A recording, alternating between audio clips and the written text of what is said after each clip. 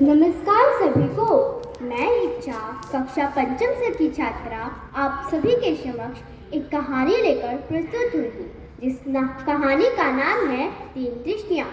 आशा करती हूँ कि आप यह कहानी ध्यान से सुनेंगे व देखेंगे और कहानी के अंत में छिपे संदेश को समझेंगे। कहानी का वृत्तांत कुछ इस प्रकार है।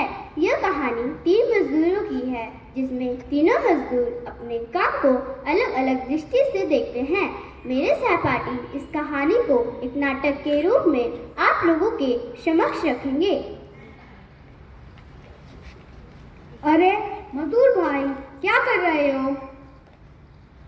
दिखाई नहीं दे रहा, मजदूरी कर रहा हूँ। हर रोज अपना शरीर तोड़ता हूँ, पसीना बहाता हूँ, तब जाकर शाम को 6 रुपए मिलते हैं और ठेकेदार की बातें अलग सुननी पड़ती हैं। ये भी कोई जीवन है?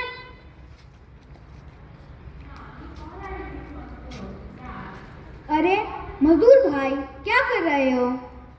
अरे भाई, पुल बन रहा है, मजदूरी कर रहा हूँ। सारा दिन काम करके शाम को 600 रुपए मिलते हैं, बस उसी से जीवन चलता है। बस किसी तरह परिवार का गुजारा चल रहा है।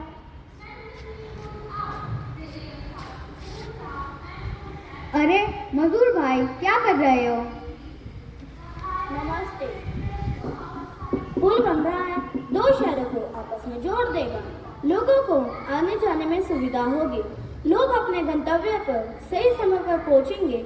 जाने जाने में पुल बनाने वाले लोगों को दुआएं देंगे, उनमें से मैं भी एक हूँ। जाने जाने में वो दुआएं मुझे भी लगेंगी।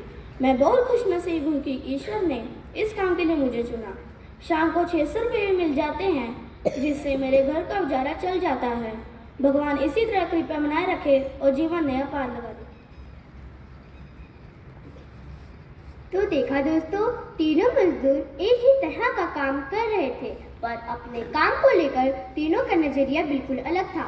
तीनों मजदूर एक ही जैसी परिस्थिति से गुजर रहे थे, परंतु एक जैसे हालात होने के बावजूद तीनों का व्यवहार अलग अलग था। एक बहुत ज़्यादा दुखी था, एक खुश नहीं था और एक बहुत खुश था। यह कहानी हमें यह सिखाती है कि हमारे जीवन की खुशियाँ हमारी परिस्थितियों पर नहीं, बल्कि परिस्थितियों के प्रति दृष्टिकोण पर निर्भर करती है। इसलिए ईश्वर हमें जो भी दे, जिस हालात में रखे, हमें हमेशा उसका धन्यवाद करना चाहिए। धन्यवाद।